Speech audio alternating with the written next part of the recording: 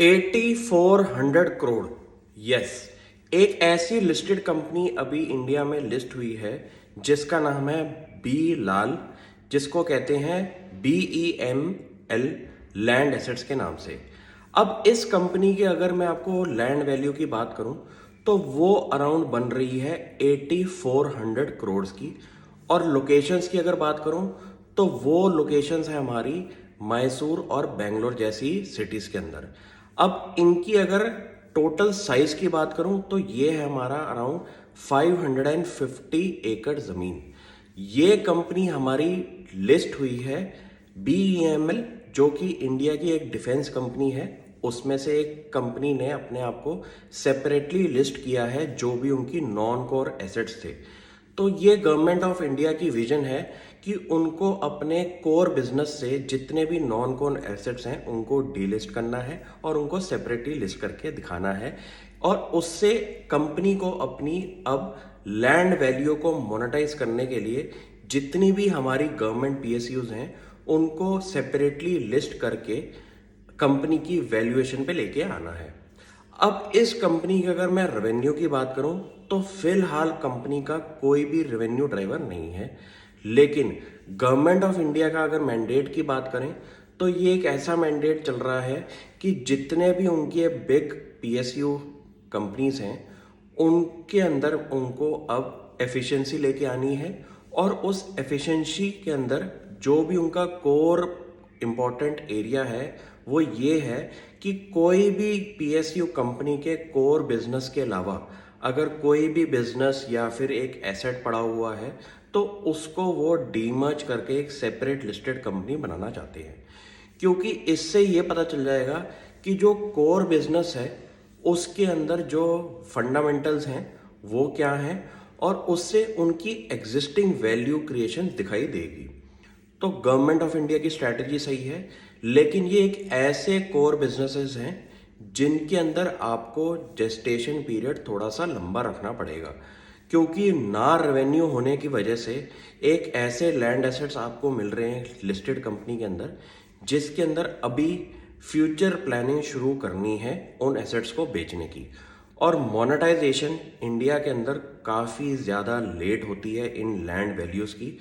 तो मुझे लगता है कि अगर आपका लॉन्ग टर्म विजन है और आपको अगर इस कंपनी के एसेट्स पे थोड़ा सा विश्वास है जो कि मैसूर और बेंगलोर जैसी लोकेशन के अंदर है, तो आपको एक लंबे टाइम फ्रेम के लिए इन कंपनीज पे विचार बनाना पड़ेगा। क्योंकि अभी तो कंपनी की सिर्फ और सिर्फ लिस्टिंग हुई है। डॉक्यूमेंटेशन होने के बाद जब कंपनीज डिसाइड करेंगी कि इन लैंड वैल्यू को कैसे हमने मोनेटाइज करना है तो तभी कंपनी की एक वैल्यू क्रिएशन दिखाई देगी। और ये स्टॉक उन लोगों के लिए बिल्कुल नहीं है जो कि एक शॉर्ट टर्म टिप के लिए मार्केट में आए हैं, क्योंकि ये ऐसे स्टॉक्स हैं जो कि कुछ टाइम पीरियड के लिए डेड दिखाई देंगे। क्योंकि कोई रेवेन्यू विजिबिलिटी ना होने की वजह से कोई भी एनालिस्ट मार्केट का इन स्टॉक्स पे इंटरेस्टेड नहीं रहेगा। लेकिन वो लोग जो कि इंडिया की लॉन्ग टर्म स्टोरी में बिलीव करते हैं और उनको ये पता है कि जब भी वैल्यू अनलॉकिंग होगी तो एग्जिस्टिंग शेयर होल्डर्स को भर के फायदा होगा, वो इन स्टॉक्स पे देख सकते हैं अपनी नज़र। क्योंकि अगर मैं आपको मोटा माटी के हिसाब से भी बताऊं, 550 एकड़ ज़मीन मैसूर और बेंगलोर जैसी लोकेशंस के अंदर होने की वजह से इतना पता चल गया है कि स्लोली एंड स्टेडली भी अगर कंपनी अपनी वैल्यू अनलॉकिंग शुरू कर दे तो कंपनी के पास बहुत मोटा कैश आ सकता है बैलेंस शीट के अंदर, जो कि वो एग्जिस्टिंग बिजनेसेस जो कि एग्जिस्टिंग लैंड को मोनेटाइज करने में लगा सकते हैं, उनको रीबिल्ड करके ऐसी वैल्यू अनलॉकिंग कर सकते हैं कि शेयर होल्डर्स को भरपूर फायदा होगा।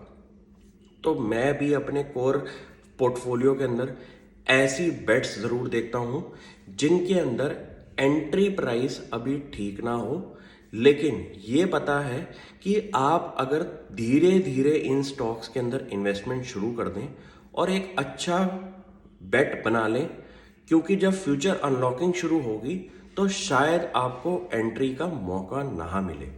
और यही सबसे बड़ी लोगों के दिल में दिक्कत रहती है कि यार स्टॉक हमारा मिस हो गया और हम इसमें अब एंट्री नहीं ले पा रहे, क्योंकि ये ऐसे स्टॉक्स होते हैं जहाँ पे स्टोरी का शुरू होना बहुत मुश्किल होता है आइडेंटिफाई करना, क्योंकि गवर्नमेंट बिजनेसेस के अंदर थोड़ा सा स्लो एग्जीक्यूशन रहता है। लेकिन जब एग्जीक्यूशन शुरू हो जाए तो आपको एंट्री का मौका भी नहीं देंगी ये कंपनीज। Thank you.